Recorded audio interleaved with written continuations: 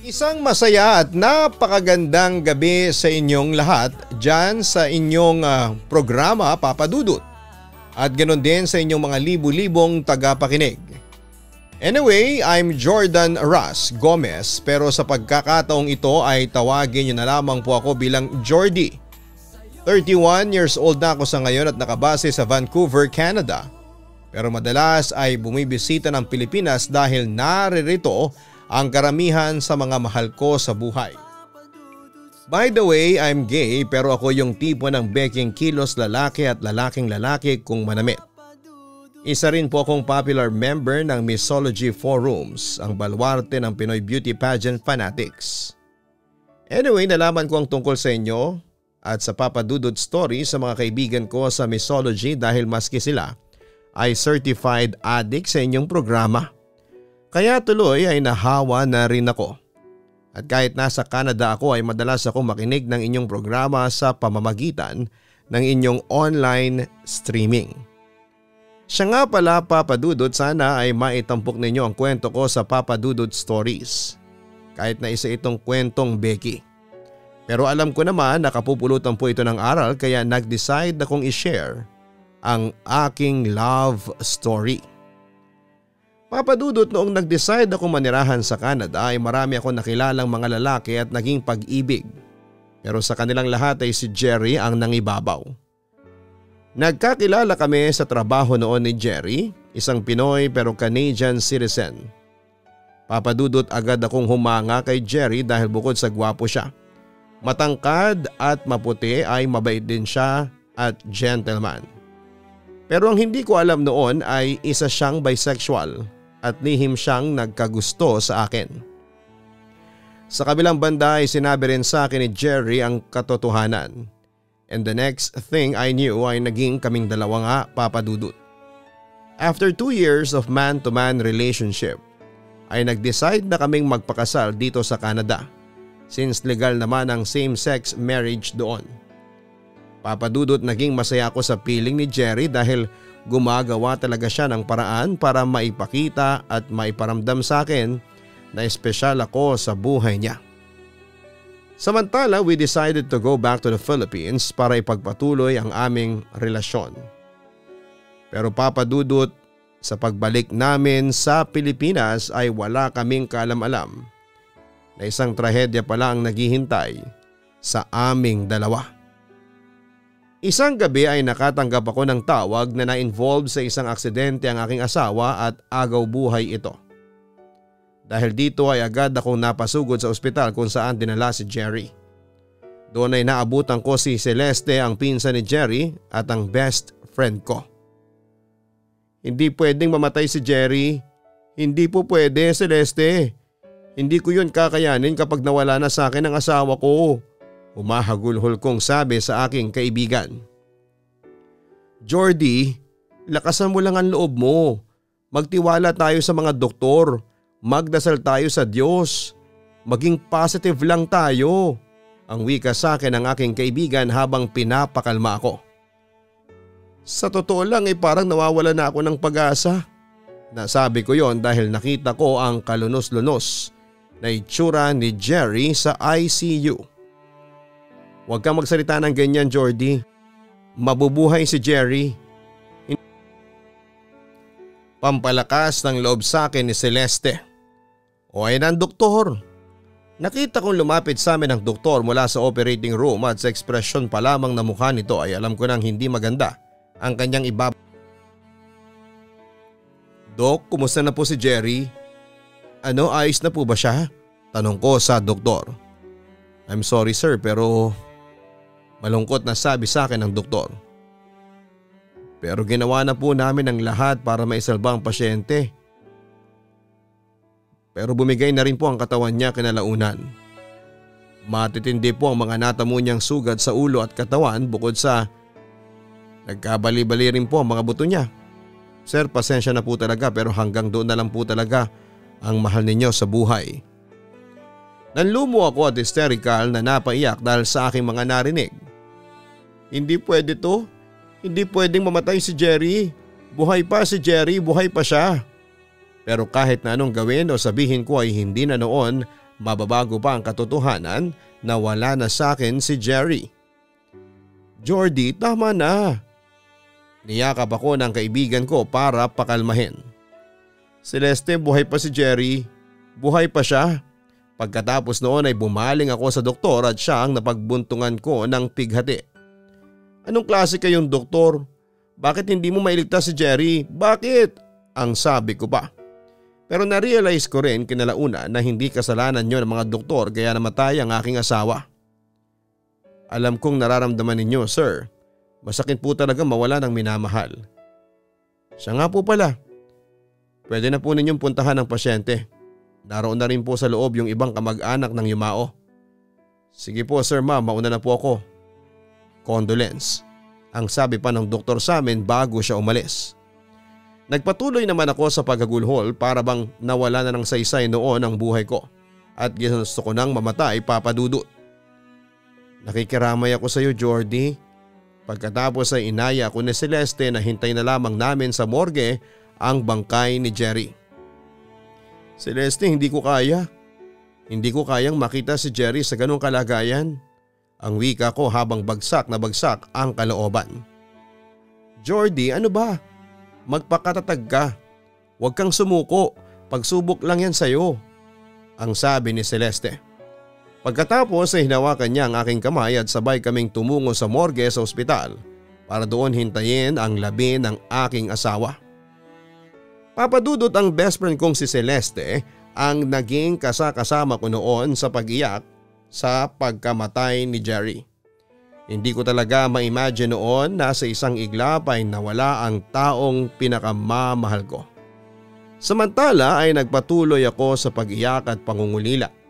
Akala ko noon ay wala nang pag-asa pang maging masaya ako sa buhay ko. Para sa akin kasi si Jerry lang ang mundo ko at ngayong wala na siya ay nasira at nagunaw na ito.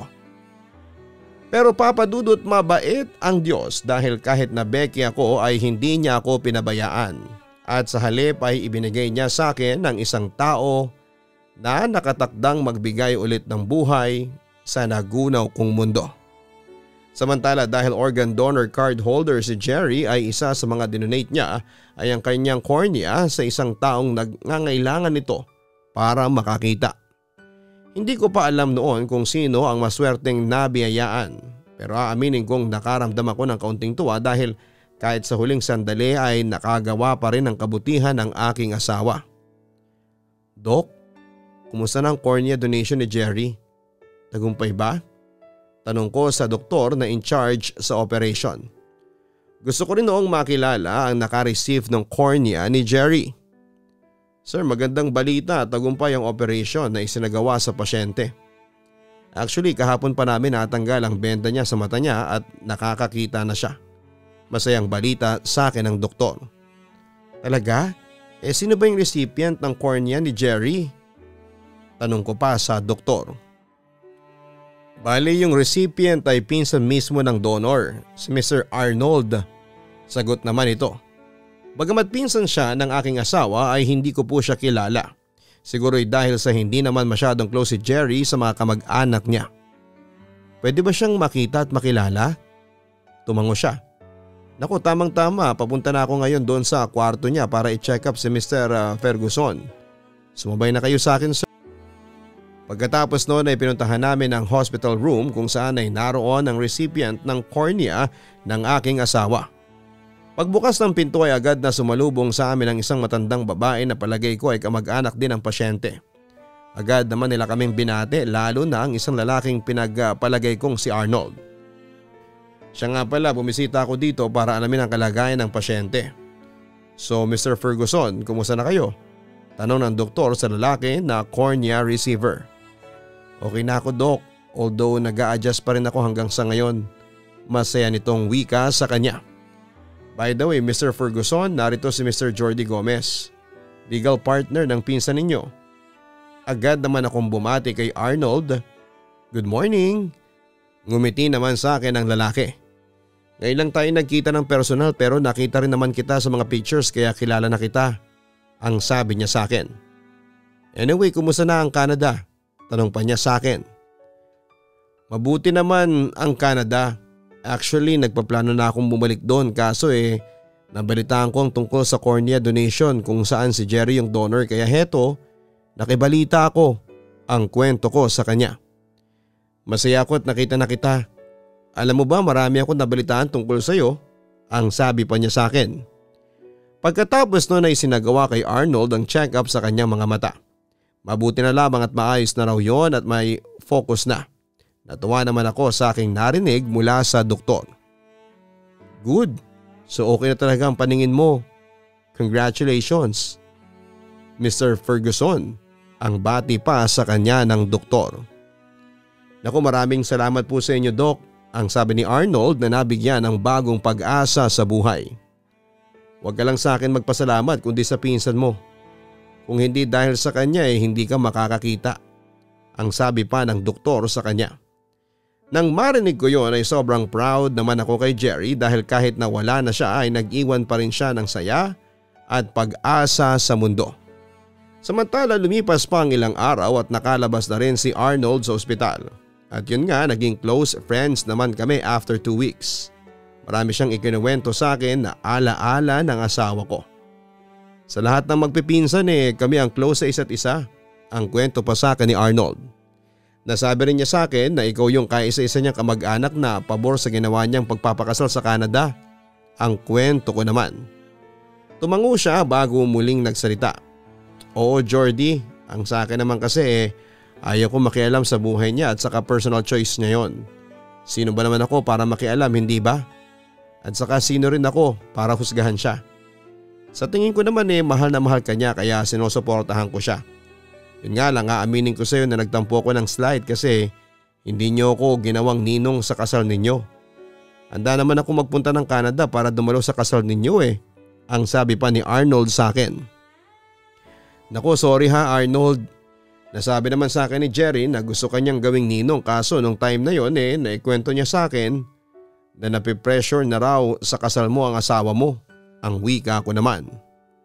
Oo nga halos sabay nga kaming naikasal sa kanya-kanya naming partner. Kung titingnan tuloy parang sukob ang nangyari, ang sabi pa ni Arnold. Hindi naman siguro at saka alam ko sa magkapatid lang yung sukob, hindi ba? Tanong ko sa kanya. Ewan ko pero kung tutuusin, para na rin kaming magkapatid. Curious lang ako. Paano kayo nagkakilala ni Jerry? Usisa pa niya sa akin. Actually nagkakilala kami sa work namin sa Vancouver. Boss ko nga siya Alam mo ba, unang kita ko pa lang sa kanya nagka-crush na ako sa kanya. But I didn't know na noong mga panahong yun nagka-crush din siya sa akin. At doon na nga nagsimula. Nagulat pa nga ako nung una nang umamin sa akin si Jerry na isa siyang bisexual. Ang kwento ko. Ganun pala. Alam mo Arnold, bukod sa kamukha mo si Jerry, halos pareho din kayo ng paraan ng para nga talaga kayong magkambal, ang sabi ko pa sa aking kaibigan. Sumang-ayon naman si Arnold. Sinabi mo pa, hindi lang naman ikaw ang nakapansin yan, kahit nga mismo ang mga kamag-anak namin. Anyway, nasa na pala ang asawa mo? Hindi ko pa siya nakikita simula nung binisita kita sa ospital weeks ago. Agad namang sumagot si Arnold sa akin ng tanong. Nasa probinsya kasi, inaasikaso niya yung business namin doon. Pero sabi niya sa akin uuwi na raw siya mamayang hapon. Naku, sigurado ko matutuwa si Elisa kapag ipinakilala kita sa kanya. Jordy, malaki ang utang na loob namin sa pinsan ko, sa asawa mo. Kung hindi dahil kay Jerry, hindi pa rin ako makakakita hanggang sa ngayon. Aniya. Papadudot nang dumating ang pinsan ni Jerry na si Arnold sa buhay ko ay muling nagkakulay ang mundo ko. Muli kasing nanumbalik ang alaala ng asawa ko sa katauhan ng pinsan niya. Hindi lang sila magkamukha kundi may kaunting similarity sila pagdating sa ugali. Samantala I must admit, mas nagustuhan kong ugali ni Arnold dahil mas cheerful at optimistic ito kaysa kay Jerry. Kaya masasabi kong agad na nahuli niya ang loob ko. Yun nga lang, panandalian lamang ang kasiyahan ko kasi may asawa na si Arnold at isa siyang straight guy. At dahil sa kapatid ng turing ni Arnold kay Jerry ay nirespeto niya ako bilang gay husband ng pinsan niya. Papadudot nagpatuloy ang friendship namin ni Arnold pero kasabay noon ay ang pagtibok ng puso ko para sa kanya. Isang araw ay nagpasya si Arnold na samahan ako sa mall para magbanding. Sobra akong natuwa kasi palagi may oras siya sa akin. Pero napansin ko rin na may mga sandaling malungkot siya habang magkasama kami. Samantalang habang nasa department store kami, "Naku Arnold, nahihiya naman ako sa iyo. Biruin mo, sinamahan mo pa akong bumili ng damit dito sa department store." Ang sabi ko papadudot habang natutuwa sa kanyang gesture. "Naku wala yun at saka ayaw mo nun. May fashion consultant ka na?" Nakangiti niyang wika sa akin. "Oo nga eh, in fairness magagaling kang pumili ng damit na babagay sa akin." Dagdag ko pa. Kaya nga laking pasalamat ko sa Diyos at kay Jerry kasi simula nung makakita na ako ay marami ako na-discovering talents sa sarili ko. Like creative pala ako pagdating sa art at fashion, ang sabi pa ni Arnold. "Hay nako, blessing talaga yan sa'yo." Maya-maya ay lumapit siya sa akin at inayos niya ang kwelyo ng suot kong polo. It was a sweet gesture from Arnold. Pero nang magkatitigan kami, aaminin kong nakaramdam ako ng pagbilis ng tibok ng aking puso. Hindi ko man nakikita pero noong sandaling yon ay alam kong namula ang aking mga pisngi. Arnold? O bakit, ayos ka lang ba?" Concern niyang tanong sa akin. Tumango naman ako bilang sagot. "Ayos lang ako." "Arnold, alam mo ba na ganyan din yung madalas gawin sa akin ni Jerry? Siya kasi yung madalas na nag-aayos ng damit ko bago ko pumasok sa trabaho." Ang sabi ko pa sa kanya. "Talaga Jordy?" Napatingin pa siya lalo sa akin dahil sa kaba na baka mahalata niya ang totoo kong nararamdaman ay iniwasan ko muna siya ng tingin. "Kaya nga natahimik ako kasi parang nakita ko sa iyo si Jerry. Tulad na lang yung pagkahilig mo sa green mango shake. Tapos yung pagngiti mo. Pati na rin yung mga titig mo Jerry na Jerry talaga ang datingan. Arnold, aaminin ko sa iyo, pakiramdam ko ngayon parang kasama ko si Jerry sa mga oras na ito. Pag-amin ko pa." Pero nakita kong lumungkot ang ekspresyon ng mukha niya nang sabihin ko yon. Doon ko na-realize ang aking pagkakamali. Hindi ko dapat binabanggit yon sa kanya dahil kahit na nakikita ko sa kanya si Jerry ay si Arnold pa rin ang kasama ko at wala na ang asawa ko. Agad naman akong humingi ng sorry kay Arnold pagkatapos noon ay muling nanumbalik ang kanyang saya. After kong bumili ng damit sa department store ay nagpa siya akong ayain si Arnold na kumain sa isang buffet restaurant. At doon ay muling bumalot ang masasayang tawanan at kwentuhan habang ini-enjoy namin ang mga in-order naming pagkain. "Jordy, naghiwalay na kami ni Elisa." Pagtatapat niya sa akin. Siyempre nagulat naman ako sa aking mga narinig. "Ano talaga? I'm so sorry to hear that." Pagkatapos nun ay huminga ako ng malalim. Siya na rin mismo ang nakipaghiwalay sa akin. Ang sabi niya hindi na siya masaya sa akin. Ayun, wala akong magawa kundi ang palayain na siya. Ang kwento niya sa akin. "Mahal mo ba siya?" Agad na sumagot si Arnold sa tanong kong yon. "Oo, I love her and I care for her pero aaminin ko sa iyo Jordy, meron akong hinahanap kay Elisa na hindi ko mahanap-hanap. Ewan ko kung ano yun pero nakukulangan talaga ako sa relasyon namin. Kaya nung nakipaghiwalay siya sa akin ay hindi na rin ako gaanong nasaktan." Pagtatapat pa niya. "Sayang naman ang ilang taon ninyo bilang mag-asawa at saka paano ng anak ninyo?" Concerned na tanong ko. "Nasa pangangalaga ni Elisa si Jordan pero kahit na maghiwalay na kami, pinapayagan pa rin niya ako na dalawin ang anak namin." Pagpapatuloy pa niya. "Pero nalulungkot pa rin talaga ako sa hiwalayan ninyo," ang sabi ko na lamang. Saglit na naig ang katahimikan sa aming dalawa para mag-focus muna sa aming kinakain. Ngunit nagsalita din siya kaagad pagkatapos sumubo ng kanyang pagkain. "Ikaw Jordy, matanong kita. Kung sakali bang buhay pa si Jerry ngayon gaano ka ka-confident na kayo pa rin ang magkasama hanggang sa mga oras na ito?" Tanong niya sa akin. "Arnold, bago kami magpakasal sa Canada ni Jerry, alam naman namin na mahal namin ang isa't isa at confident kami na kami talaga ang nakatakdang magsama hanggang sa pagtanda namin." Tugon ko pa. "Pero hindi nagtatagal ang man-to-man relationship?" Curious niyang tanong. "Hindi naman lahat. Meron ding mga man-to-man relationship na nagtatagal. Sagot ko naman. Gaano mo kamahal si Jerry, ha Jordy? Napatingin ako kay Arnold dahil sa tanong niyang yon. Let's say I'm ready to die for him because I love him so much. Arnold, binigay ko ang buong pagmamahal ko sa pinsan mo kaya sobra ako nasaktan noong araw na nawala siya sa akin. Hindi ko matanggap. It's like the end of the world for me. Akala ko noon na hindi na iikot pa ang mundo ko. Also, at that time gusto ko na ring sumunod sa kanya. Malungkot kong kwento, Papa Dudut, habang inaalala ang mga araw na lubog ang sarili ko sa pighati dahil sa pagkamatay ng asawa ko. Gusto mong mamatay noon? Malungkot naman akong tumango. Oo, alam mo ba na nag-try din ako magpakamatay? Nang araw na malaman kong namatay sa car crash si Jerry. Buti na lamang at pinigilan ako ng best friend kong si Celeste. Kung hindi baka kinain na ng lupa ang katawan ko. So you love him a lot? Yes, a lot, ang wika ko. Muling nanaig sa aming dalawa ang katahimikan nang muli kaming sumubo ng pagkain. Curious lang ako Jordy.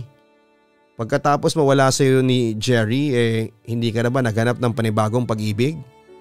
Tanong niya sa akin pagkatapos uminom ng kanyang iced tea. Actually, hindi na ako naghahanap. For me, Jerry is the only one.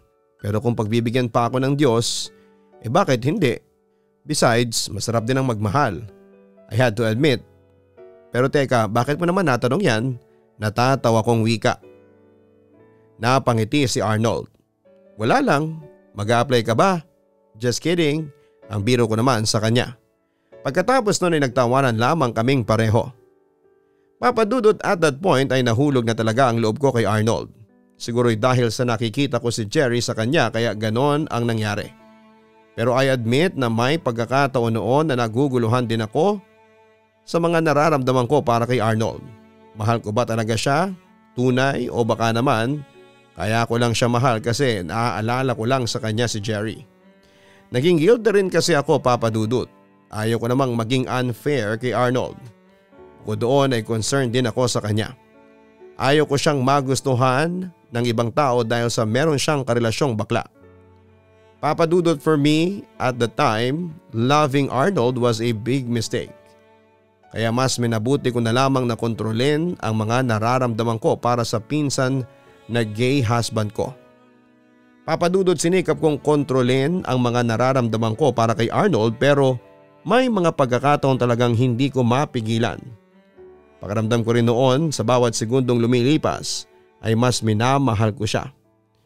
Sa kabilang banda ay patuloy sa pagbibigay ng espesyal na pagtrato sa akin si Arnold. He remained as my best friend at yun mismo ang lalong nagpagulo sa utak ko.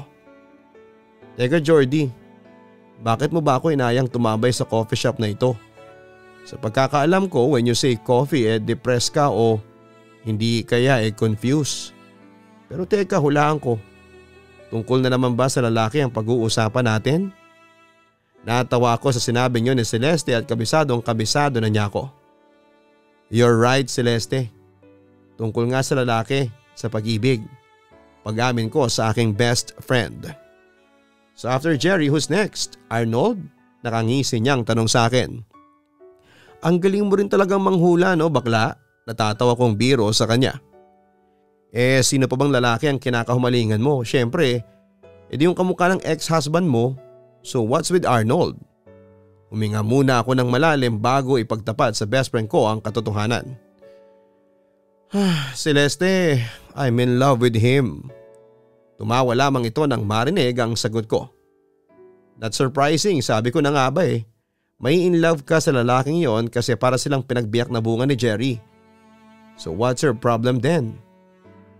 Yes, I'm in love with him kaso ang tanong may in love ba sa akin si Arnold? Yun ang tanong na matagal ko nang gumugulo sa isipan ko. Bakit hindi? Celeste, straight si Arnold. Tumaas ang kilay si Celeste sa akin. And so, bakit wala na bang karapatang ma-in love ang isang straight guy sa tulad mo? Sa tingin ko hindi siya may in love sa akin. He only treated me as a friend. Malungkot kong kwento sa kanya. At paano ka naman nakakasigurado? Alam mo Jordy, yan ang hirap sa'yo eh. Madali kang sumuko. Hindi ka pa nga lumalaban, iniisip mo na kaagad na talo ka. Ano ka ba naman? Saway sa akin ni Celeste. Kahit na lumaban ako siguradong talo rin naman ako. Celeste, may nililigawan si Arnold. So do you think may in love siya sa akin? Ang wika ko habang naaalala ko na may pinopormahang babae si Arnold sa Facebook. I know kasi nabasa ko yung palitan nila ng comments sa isang post ni Arnold. Sadyang maharot ang comments ng babae, ito namang si Arnold ay nagpapaharot. You know what? You're always jumping into conclusion. Kahit na hindi mo pa tinitimbang ang mga bagay-bagay. Sinasabi mong hindi siya mai-inlove sa'yo hindi ka naman nagtatapat sa kanya ng mahal mo siya. Paano niyang malalaman na mahal mo siya? Sabi sa akin ng kaibigan ko. Sis, come to think of it, kung mahal niya ako o kung kaya niya akong mahalin, hindi na siya maghihintay pa ng cue mula sa akin. You know, hindi na kailangan pang magtapat ako ng pag-ibig sa kanya. Paliwanag ko. Pero Jordy, sa tingin ko naman mukhang may potential si Arnold na maging boyfriend mo. Napatingin ako kay Celeste pagkatapos niyang sabihin yon. At paano mo naman nasabi? Ewan ko lang pero sa tingin ko hindi straight si Arnold and I think may gusto siya sa'yo. Conclusion ng kaibigan ko. Bigla naman akong nabuhayan ng loob. What? Sigurado ka? Napangiti ang babaeng bakla kong kaibigan. Hindi pa ako pinapalya ng mahiwagang gaydar ko sis. Bukod doon kapag nakikita ko kayong magkasamang dalawa na masaya at may spark sa mga mata niya. Paliwanag pa niya sa akin. Talaga? Talagang talaga. Sa sinabing yun ni Celeste tila sure na sure talaga siya. Pero ask ko lang friend paano mo naman nasasabi na mahal mo nga si Arnold? I don't know. Basta my heart tells me na mahal ko siya. Tugon ko. Hindi ba kaya mo lang mahal si Arnold siya ang alter ego ni Jerry? Nanunuri pa niya ang tanong sa akin. Ewan ko pero aaminin ko sa iyo. Kapag kasama ko si Arnold pakaramdam ko kasama ko si Jerry. Pag-amin ko. So it means na kaya mo lang siya mahal kasi nakikita mo si Jerry sa katauhan ni Arnold? Conclusion ulit ng kaibigan ko. That's why I'm so confused sister. Hindi ko ma-explain ang nararamdaman ko para kay Arnold. I don't know if it's love or what. Besides nakukonsensya rin ako kasi ayoko naman maging rebound si Arnold. You know, mahal ko pa rin si Jerry hanggang sa ngayon. Pagtatapat ko pa. Malaking ang problema yan Jordy. You will be unfair kung minahal mo si Arnold because kamukha niya si Jerry. I think you should examine first your feelings about Arnold.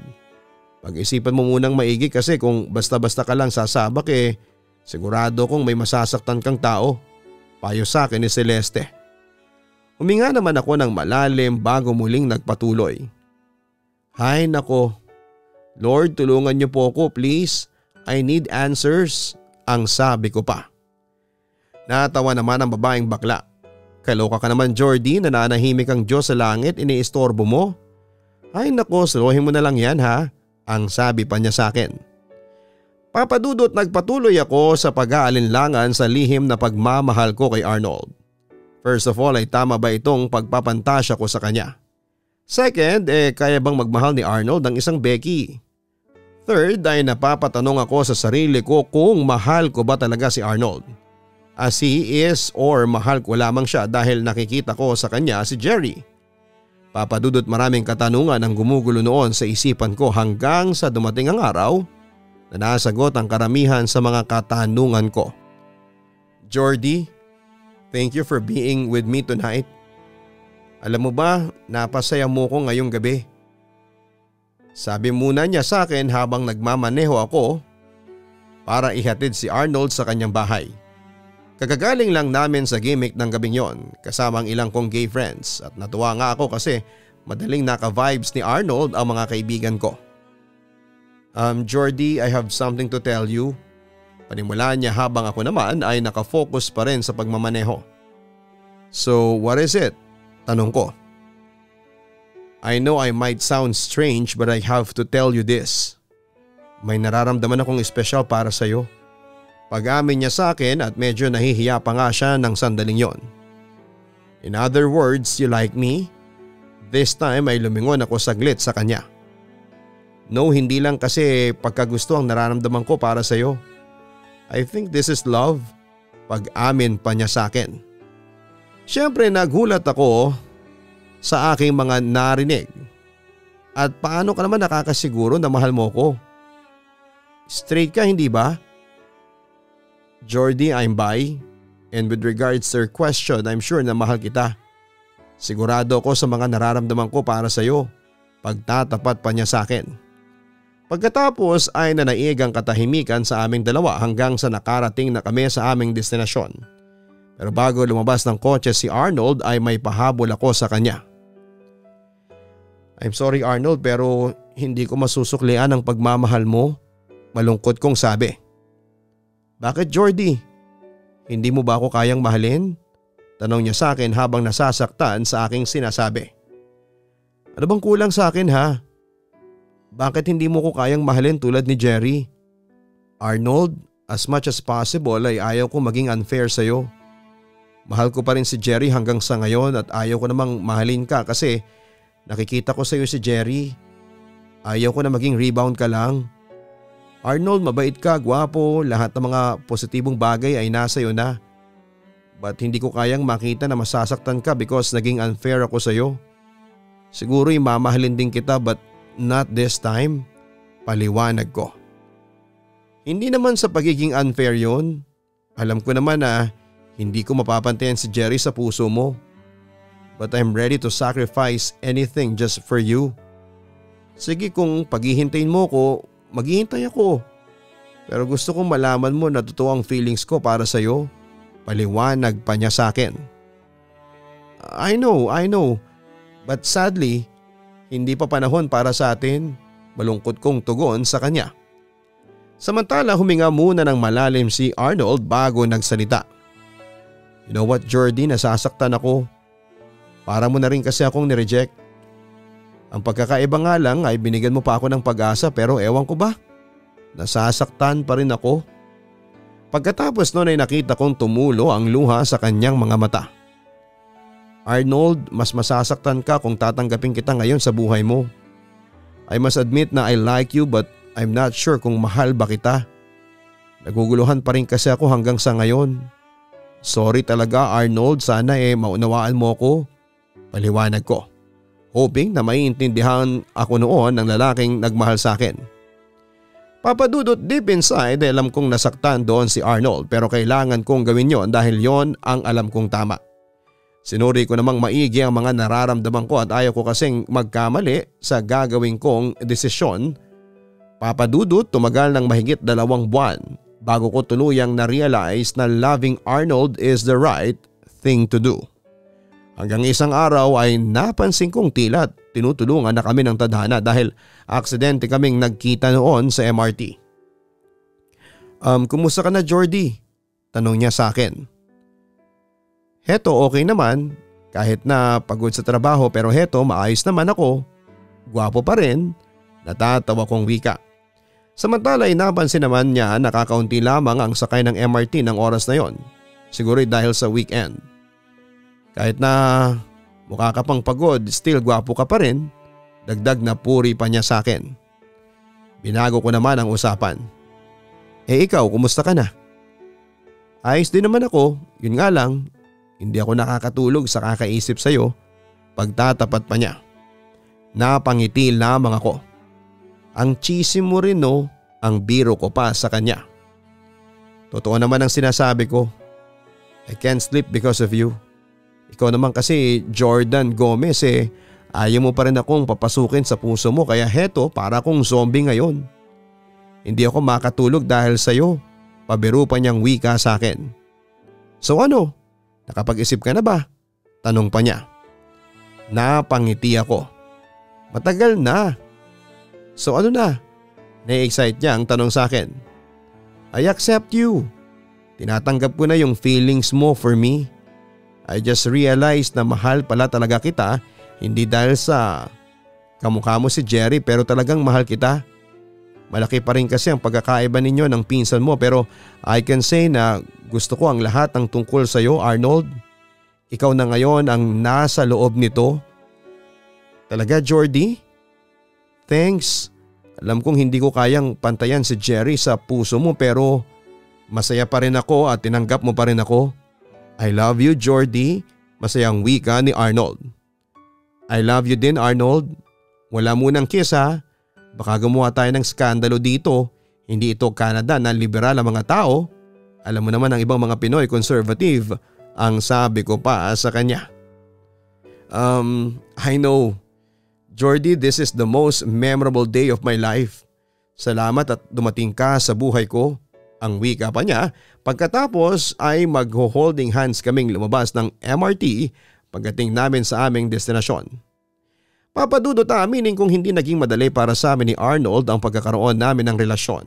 As usual ay tumutol ang halos buong angkan yata ni Arnold na angkan din ng ex-husband ko. Pero sa halip na magpaapekto ay tinakpan lang namin ang aming tenga at tinuloy pa rin namin ang aming pag-iibigan. The next thing I knew ay nasikaso na namin ang aming mga papeles para mag-migrate na sa Canada for good. At eto ngang 2015 ay natuloy din kami ni Arnold. Then after a year ay nagpakasal na rin kami ni Arnold dito sa Vancouver.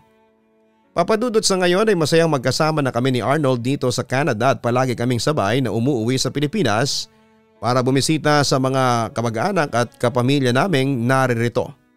Samantala ay natutunan ko sa puntong ito ng buhay ko na huwag na matakot na mahalin ang isang tao. Huwag kang matakot na sumugal and I realize that right love comes in the right time. Hindi minamadali ang pag-ibig.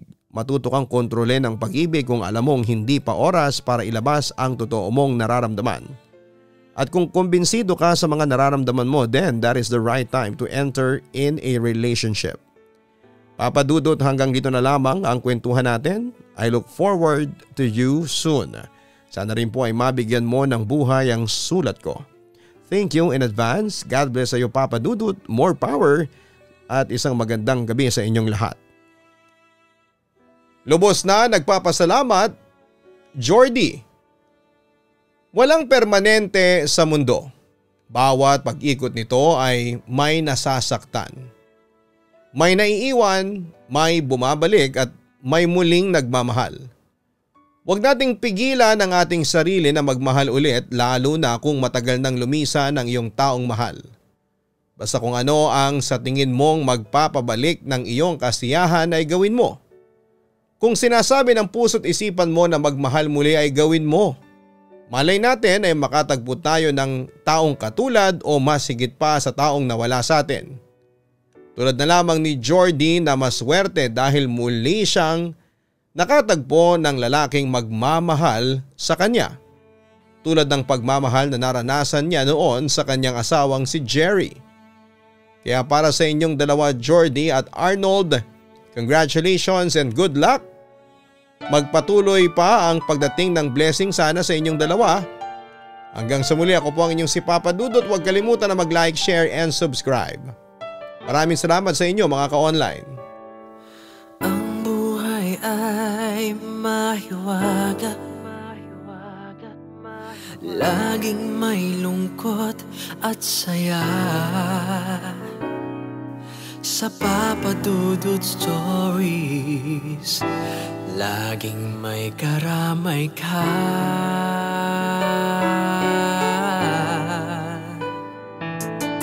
Mga problemang kaibigan,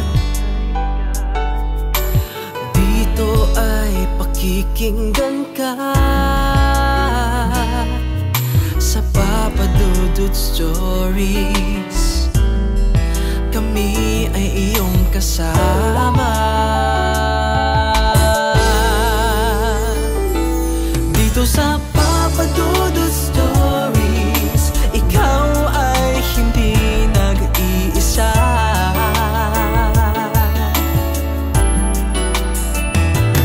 Dito sa Papa Dudut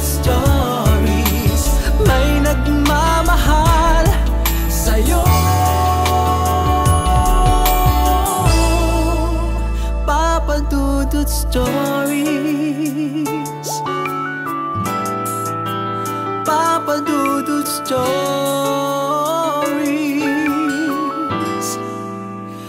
Papa Dudut Stories.